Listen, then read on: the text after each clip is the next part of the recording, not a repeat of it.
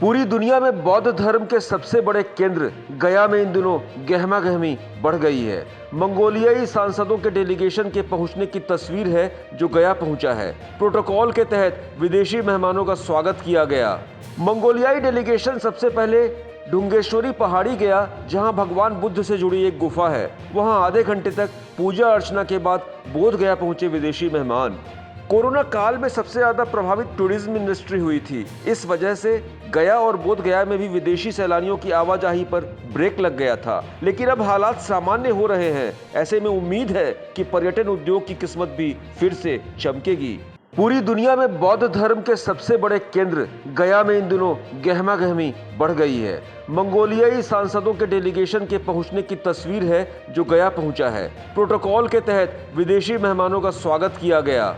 मंगोलियाई delegation सबसे पहले डुंगेश्वरी पहाड़ी गया, जहां भगवान बुद्ध से जुड़ी एक गुफा है। वहां आधे घंटे तक पूजा अर्चना के बाद बोध गया पहुंचे विदेशी मेहमान।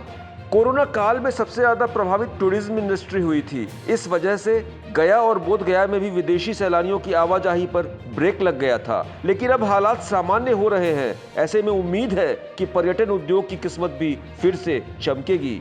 पूरी दुनिया में बौद्ध धर्म के सबसे बड़े केंद्र गया में इन दिनों गहमागहमी बढ़ गई है। मंगोलियाई सांसदों के डेलीगेशन के पहुंचने की तस्वीर है जो गया पहुंचा है। प्रोटोकॉल के तहत विदेशी मेहमानों का स्वागत किया गया।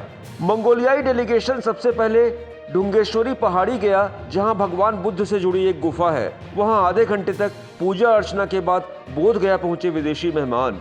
कोरोना काल में सबसे ज्यादा प्रभावित टूरिज्म इंडस्ट्री हुई थी। इस वजह से गया और बोध गया में भी विदेशी सैलानियों की आवाजाही पर ब्रेक लग गया था, लेकिन अब हालात सामान्य हो रहे हैं। ऐसे में उम्मीद है कि पर्यटन उद्योग की किस्मत भी फिर से चमकेगी। पूरी दुनिया में बौद्ध धर्म के सबसे बड़े केंद्र गया में इन दिनों गहमागहमी बढ़ गई है। मंगोलियाई सांसदों के डेलीगेशन के पहुंचने की तस्वीर है जो गया पहुंचा है। प्रोटोकॉल के तहत विदेशी मेहमानों का स्वागत किया गया। मंगोलियाई डेलीगेशन सबसे पहले डुंगेश्वरी पहाड़ी गया, जहां भगवान बुद्ध से जुड़ी एक गुफा है। वहां आधे घंटे तक पूजा अर्चना के बाद बोध गया पहुंचे विदेशी मेहमान। कोरोना काल में सबसे ज्यादा प्रभावित टूरिज्म इंडस्ट्री हुई थी। इस वजह से गया और बोध गया में भी विदेशी सैलानियों की आवाजाही पर ब्रेक लग गया था, लेकिन अब हालात सामान्य हो रहे हैं। ऐसे में उम्मीद है कि पर्यटन उद्योग की किस्मत भी फिर से चमकेगी। पूरी दुनिया में बौद्ध धर्म के सबसे बड़े केंद्र गया में इन दिनों गहमागहमी बढ़ गई है।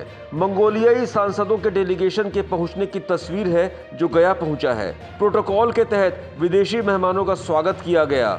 मंगोलियाई डेलीगेशन सबसे पहले डुंगेश्वरी पहाड़ी गया, जहां भगवान बुद्ध से जुड़ी एक गुफा है। वहां आधे घंटे तक पूजा अर्चना के बाद बोध गया पहुंचे विदेशी मेहमान।